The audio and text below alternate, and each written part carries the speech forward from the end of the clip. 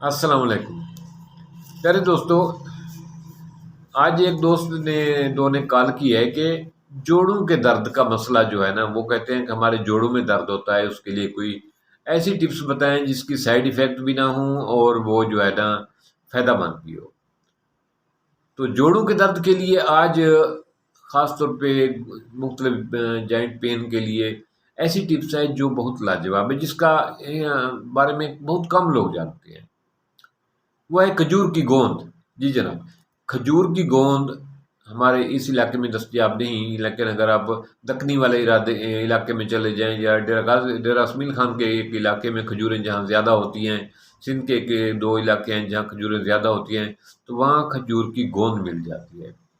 تو کھجور کی گوند لیں، پنساری سے بھی کہیں سے منگوا لے سکتے ہیں، اچھے والی خالص ہو۔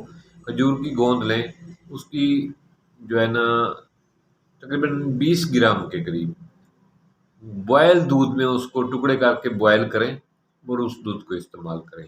اس سے آپ کے جو جوڑوں کے درد ہیں وہ آہستہ آہستہ ٹھیک ہو جائیں گے، آپ کے جوڑ جو ہے نا وہ رواں ہو جائیں گے، چاہے وہ جوڑوں میں درد جوڑوں کے لیکوئڈ ختم ہو جانے کی وجہ سے ہو، کیلشیم کی کمی کی وجہ سے ہو، گنٹھیے کی وجہ سے ہو، اس وجہ سے بھی ہوگا، جوڑوں کا درد انشاءاللہ تعالیٰ بہتر ہونا شروع ہو جائے گا۔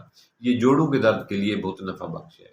ایسے لوگ جن کو کھجور کی گوند، کیونکہ یہ پہلے دفعہ آپ لوگوں کے لیے بات ہوگی کیونکہ ہمارے علاقے میں یہ چیز نہیں پائی جاتی، تو اگر کھجور کی گوند آپ کے پاس دستیاب نہیں ہے تو آپ کھجور کو دودھ میں بوائل کریں، اس کے بعد کھجور کو ٹھنڈا کر لیں۔ ٹھنڈا کرنے کے بعد اسی کھجور کو جو ہے آپ کھا لیں، اوپر دودھ پی لیں۔ اگر ایسا نہیں کر سکتے پھر کھجور کو بریک بریک کاٹ کے دودھ کے گلاس میں ڈالیں، دودھ کو اچھی طرح بوائل کریں، اس کے بعد اس کو ٹھنڈا کریں، اس کے بعد چمچ سے نکال کے کھجور کو کھا لیں اور دودھ اوپر پی لیں۔ یہ بھی وہی کام کرے گا۔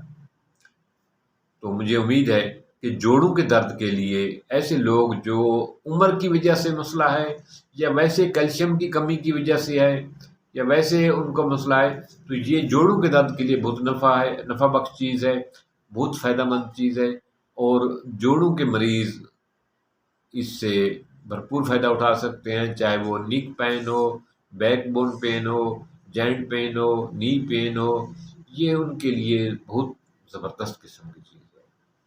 اور ایک ٹانک ہے جو ہمیں دوبارہ جمع کر دیتا ہے۔ تھینکس۔